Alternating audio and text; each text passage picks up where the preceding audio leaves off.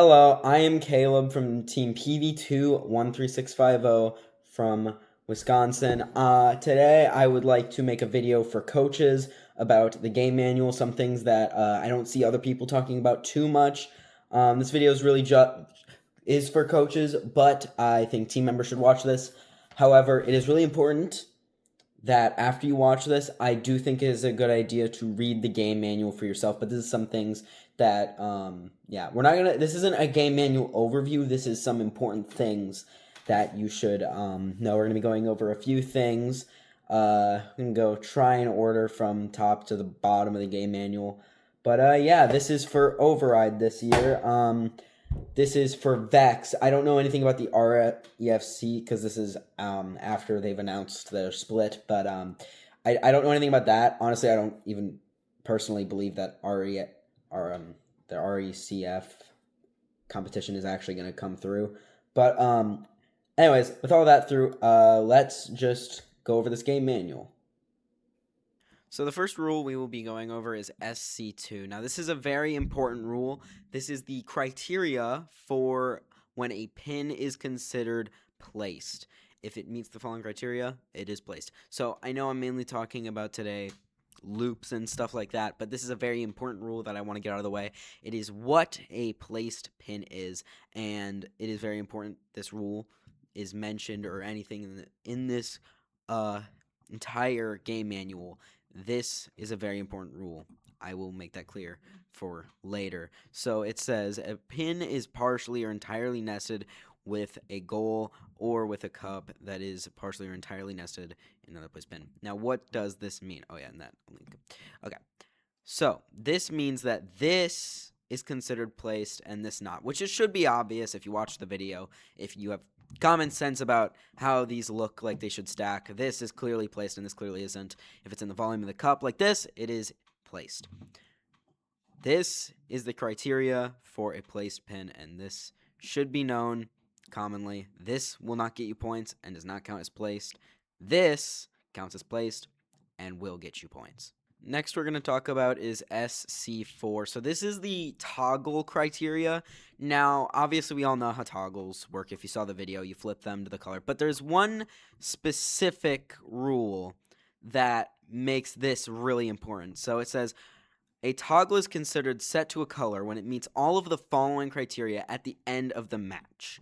Now, obviously we know the toggle must be fully seated, blah, blah, blah. For the color that you want it to be, it has to be face up. But one thing that wasn't mentioned in the video is that the toggle is not contact with the robot from either alliance at the end of the match. So this means if you're touching a toggle at the end of the match, it is automatically neutral. So I don't think you can get in trouble for strategically touching it at the end of the match to make it neutral for another alliance, but I could be wrong on that. But that's really what I think with this. I think this will be a very important rule that will 100% be used in the Mall of America event, which, keep in mind, we will be making a video because we are going to the Mall of America event. And, yeah, we'll make a quick video and then a more edited video. The quick one is just so you guys get a hint of what the competitive field is like. But this is a very important rule. Make sure you always keep this in mind if you're guarding a toggle till the end of the match. Make sure you're not touching it when the match ends. Next up we're going to talk about is the autonomous win point. Now, this is a talked about thing, but it's not mega talked about. Everyone knows the autonomous bonus criteria. Whoever gets the most points in autonomous without breaking a rule gets the autonomous, which is pretty sure 12 points this year. I don't remember exactly. I might be wrong. Don't quote me on that. But we're here to talk about the win point. Okay, we're back. So these are the following. So what it says is an autonomous win point is awarded to any alliance that ends the autonomous period with all of the following tasks completed and that has committed no violations during the autonomous period. So it states at least 7 pins placed for your alliance, does not include pins obviously scored by the other team, and then at least 3 goals contain at least 2 pins scored. And that neither robot is searching field runner, so you at least have to move forward somewhat. So, something clear to let you know is if you look at the field. Okay, here's a good image I found of the field top down. So this is what the field will look like at the start of a match. So obviously you got these alliances, you see this. But one thing to key look out here for the autonomous win point is that there are 2 pins already placed at the start of a match. So it's not 7 that you have to place. It is actually 5. But you already have them on 2 goals, so you need to make sure one of these have a set. You need to make sure you get over there if your alliance doesn't move, or your alliance at least puts a second one on here, or you could both, or you could have just them put it in one. I don't really think autonomous win point is easy to solo this year. I think your teammate will have to move somewhat and at least score 1. I believe the meta is going to be quite interesting, and it's going to be using yellow pins for autonomous, but a win point does not look easily done with 1 this year. That is really important, but it could be done. I'm not saying it's impossible, but you do start with 2 already scored, which is really important, and you can go in midfield, but the rules state it's at your own risk, so be very careful, especially grabbing these ones by the autonomous line. And I just suggest not going near this square, really, unless you're grabbing this. I suggest not going in this square at all because I think it's a violation. I can't. The rules are a little weird regarding this middle area, but yeah. You start with these 2, and remember, it's a 15-second autonomous, so that is a lot of pins you have to get in a short amount of time, and keep in mind you still have to collect them. So yeah, the meta is probably going to be grabbing the ones that are already standing up and not grabbing these, but who knows? Before I get to the next part, just thought I'd mention the vertical expansion is 50 inches and the horizontal is 24, just in case you have not heard that already. But that is just a note that I would like to make for you guys real quick before moving into the next section. SG6 is a very important rule I'm going to quickly go over. I'm mainly going over important rules and things that go around rules. So it's not a full overview, but it's kind of an overview. Mainly just things you really should know, but I still recommend reading the entire game manual. Anyways, SG6 states that the possession is limited to a maximum of 1 pin and 1 cup. What does this mean? Well, it means you can only have, like I said, 1 pin and 1 cup. This does not mean you can have 2 cups, no pins. This does not mean you can have 2 pins, no cups. But plowing is allowed, so you can plow objects. You can attach a plow that just moves them all to the side, which I think will only be good start of season, when everyone's running only claw bots with no intake. I think this will get quickly thrown out for things like state and signature events and stuff like that. Now for SG10. This is a very important rule that has a very important loop in it that you should know, especially if you are a less experienced team, or in the state or in the town where I live, our middle school teams generally build hero bots. So this is another very important rule for them to know. Any team that's not running an intake, any team that's actually just scoring in general should know this. This is a very important loophole. I'm not saying to abuse this loophole. I'm saying to be aware of it so you do not get caught in this in case of it being ruled as something that it shouldn't. So, the SG10 rule is scoring objects can't be removed from neutral or opposing alliance colored goals. Robots may not remove scoring objects from goals that do not match their alliance color.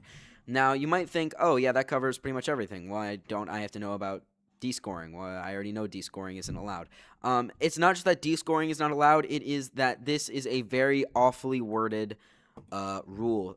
So, earlier we talked about SC2, the placed pin criteria. Well, this rule, SG10, does not state anywhere in this sentence what counts as a scoring object on a goal. As far as this is considered, this means any scoring object that is on a goal, which on a goal can be considered many things. It does not mean it has to be placed, as it does not state the things have to be placed at all. Now, of course, depending on where you're going, they might not rule this as important, but basically, I'll try and show a little demonstration on screen right now.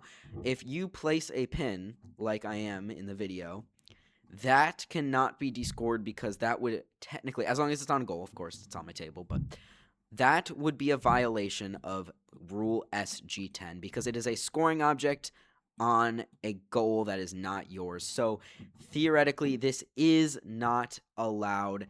And if you're going against two claw bots, not saying you should do this. I do not support this rule being abused. I was thinking about doing it, but in my opinion, I think abusing the rule is also the only way to get it changed. So that it's not a thing for later tournaments. Because I think this rule will get changed after Mall of America, but we will see that. But for now, this rule does state scoring objects cannot be removed from neutral or opposing alliance color goals. So be wary if you see what I'm showing on screen right now. If you see this in a match on a neutral or opposing alliance color goal, do not touch it. Because unless this rule changes, which I suggest right now you go into the rulebook and check SG10 to make sure it has changed or not. If it has not changed, be wary of this. And if you see this in a match, do not touch it. It is a trap to get you a violation. So something I would like to gloss over real quick is SG11. It's not super important. It's just about match loads. Match loads can be brought in when the loader is up through the little gap here. They can be brought up from above. I think most people thought it would only be able to do this, and some people thought, I thought this for a second before I saw the handle in the back, that you'd have to have the bot lift this. You do not have to have the bot lift this. Drive team members will lift this. And yeah, I think that's really it. I'm pretty sure this line is important. I think either, well, let me double check. During action, so scoring objects may only be added to the loader during the driver control period. That's also important, but I think that's a commonly known thing. You cannot fill the match loads during autonomous. I'm pretty sure it was the same way for pushback. But a match load scoring object may not be contacted by a robot prior to being placed on the loader. I think this means that it can't, I guess the robot can't give you it, maybe.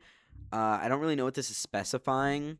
I think maybe if it's already in the field, you can't put it in, or maybe if you can't have the robot touching it before you put it in the loader is what it's saying. Like, you can't basically place it in the bot.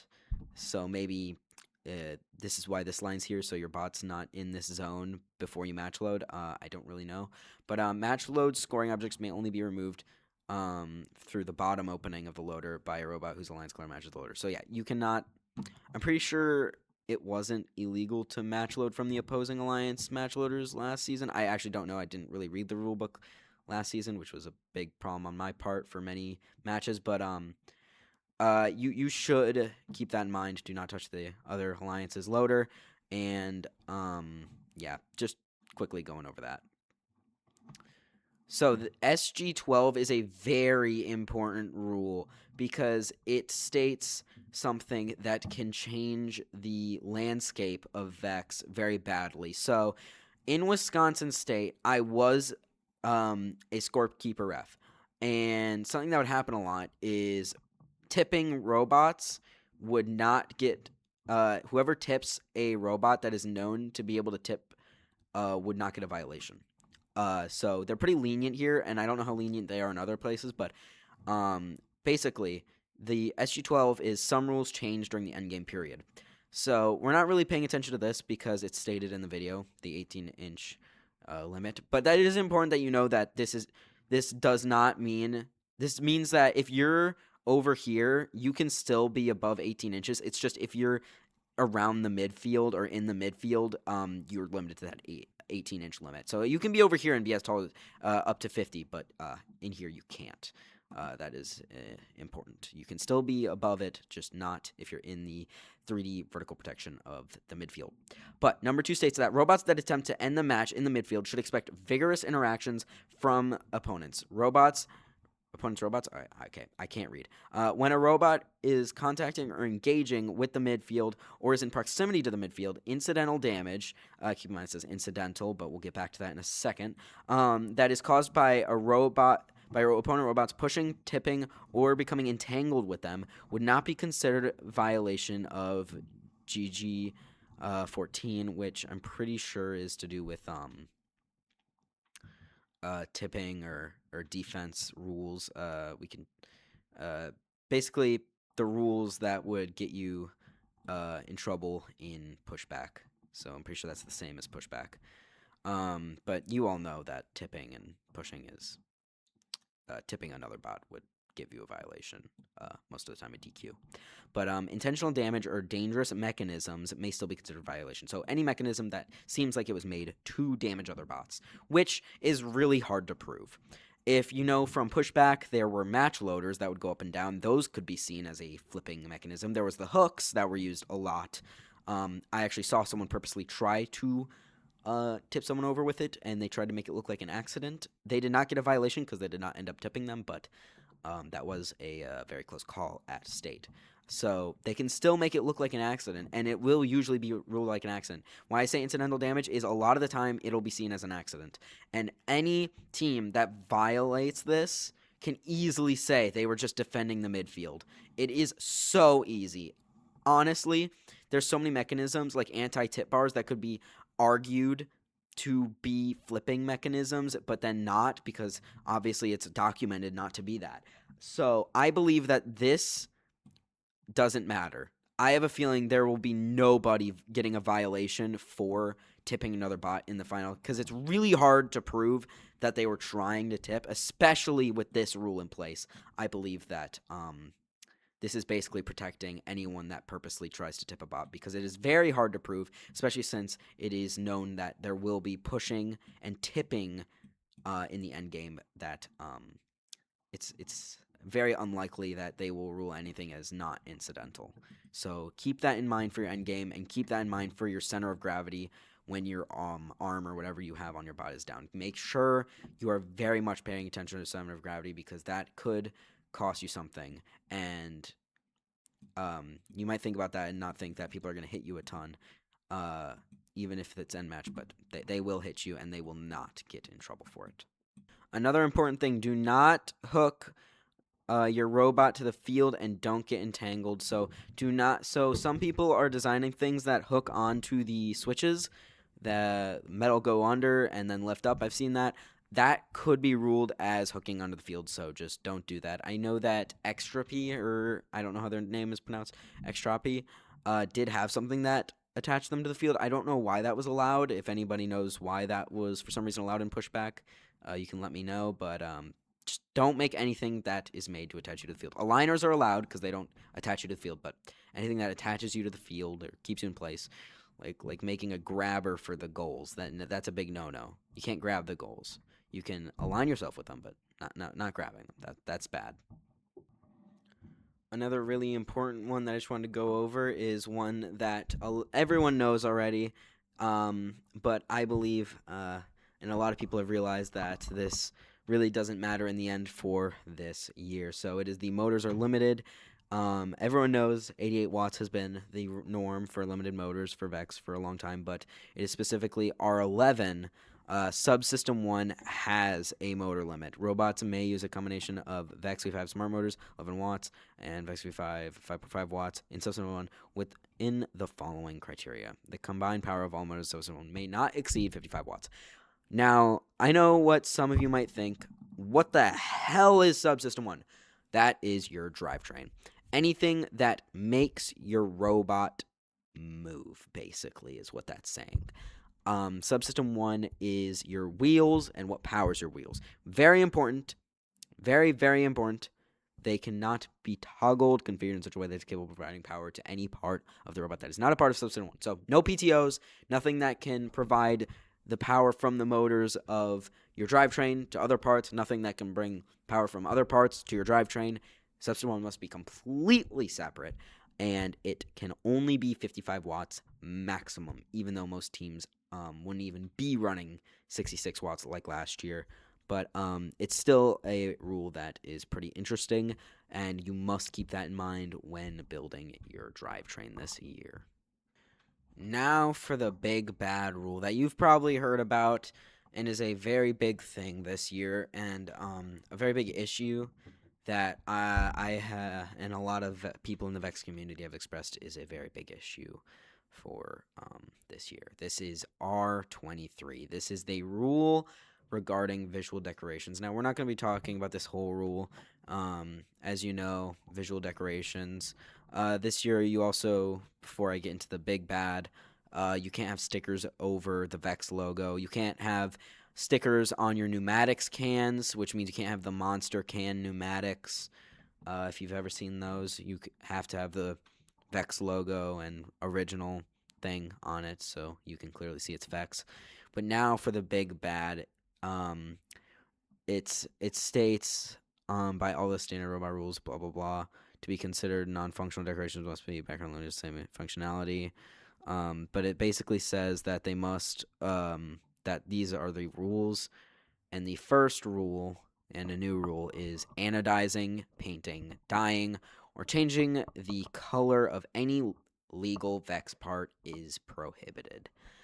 Now, this means that you are no longer allowed to make any kind of painted bot, any kind of different color. And if you know, this has not been a thing. This has only been a thing, I'm pretty sure, for Chinese teams due to fake metal and cheating in the Chinese Vex space. But this is now in America and everywhere else. This is a very sad rule that a lot of people are mad about, including me. I actually, this year, wanted to paint my bot for the first year and last year ever, because this is my last year. I wanted to paint maybe something on my bot, but you cannot this year, which is very sad and tragic for some teams, because now they have lost thousands of dollars in parts because they only had colored parts, which is very sad.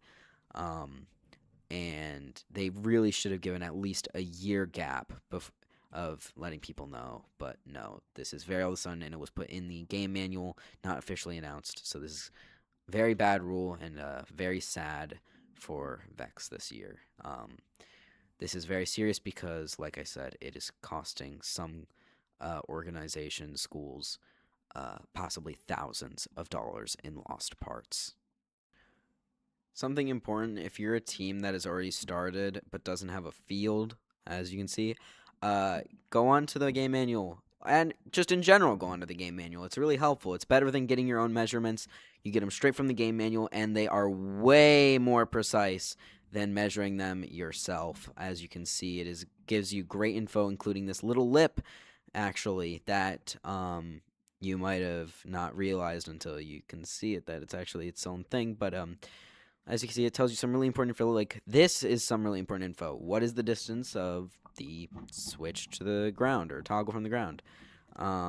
Really good stuff. And for autonomous, it's got some pretty good dimensions of the field if you need that. It's overall, use the game manual. It will give you some really good things, including one with this. So this is really good for programming and autonomous, and I really suggest you use these measurements to speed up your creation of your autonomous. Trust me, it should help you a lot.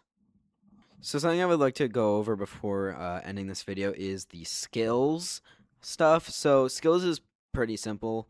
Well, not really, it's override, but what I mean is, so you might be wondering, hey, what's with the switches for skills? So skills has the same, like, you can end in the middle, get 8 points. So there is no excuse for getting 0 points in skills this year. There's no excuse for not doing skills, as always, but this year you can literally make a push bot and get 8 points automatically. So you have literally no excuse for not doing skills this year. But as always, you should do skills. I don't know if match loads were allowed. Well, obviously match loaders were full in skills last year, but I don't think you could fill them. This year you can do match loads in skills, which is I'm pretty sure new, but you can, don't quote me on that. Tell me if I'm wrong. But anyways, scoring for skills, I will just say real quick with the toggles, they have to match the quadrant they're in. So this is really similar to the skills field. I'm just going to use this for reference. So you start skills on the Red Alliance side. Just note that real quick. So for skills, this is the quadrant line, okay? Do not mistake it with the autonomous line. I'm pretty sure it doesn't actually, the autonomous line isn't existent in the skills field, but like I said, don't quote me. But make sure when you're on your practice field at your organization or school, you use this line when you're thinking about skills for the quadrants. The quadrants is really important for skills. So this is the red quadrant, and this. Oh no. Yeah, no. Sorry. This messes me up. See, look, this is very confusing. So pay attention. This is the red quadrant. I guess the quadrants are actually okay. I was wrong. I'm sorry. This is very confusing. So there's 4 quadrants. Sorry, there's 4 different quadrants. But there's like 2 real color quadrants that is actually separated with the autonomous line. That is my bad for messing up there. This is just a little confusing to see with all the lines. But this is the red quadrant, separated by the autonomous line. This is red, as you can see. If it has that color alliance goal in this quadrant, it's red clearly because red goal. This one's clearly red, red goal. This one's clearly blue, blue goal. This one's clearly blue because of the blue goal. For the skills, any yellow pin like a real game is worth 0 unless a switch is switched. Now, it is really important to note you can't just switch it and then say, oh, that's good, because every color is 1 for skills. But in this game, you have to match the toggles with the color of the section you are in. So if you stack a yellow onto this and you switch it to blue, you get 0 points for that yellow because it is in the red quadrant and you have the switch blue. But if you make it red, then it is worth 10, just like a real match. So that is a very important thing you need to know about skills. Other than that, there is not too much to know about skills. But that is a very important thing to know for an autonomous. And if you're not using a wheel for autonomous, you might want to get some kind of color sensor to know what color the toggle is. And that is pretty much it. If I missed anything, you guys can correct me in the comments down below, and I will pin it. But if there's more than one, I'll just make my own comment and then pin it with credit to whoever corrected me. This is the version of the game manual we are on currently. If it changes, I'll maybe make a new video or not. We'll be making a short video after Mall of America or during Mall of America, and then one longer video about Mall of America, but that one's going to be a more well-edited, more like, I don't know how to explain it, like vlog of Mall of America, and then one is mainly to help people know what was good at Mall of America. But that is not what we're here about. Thank you guys for watching this quick little important overview of the game manual. Yeah, that is pretty much it for now. Like I said, if I got anything wrong, please tell me, and I will do that. Make sure to look down in the comments, and please, like I've said multiple times, read the game manual. I know I just gave you a good look at it, but please, I am begging you, read it for yourself. It is really important, and it is really good to know the game rules when you go into a match, because then you can argue your innocence or argue someone else not being innocent. But that is all I have to say, so goodbye.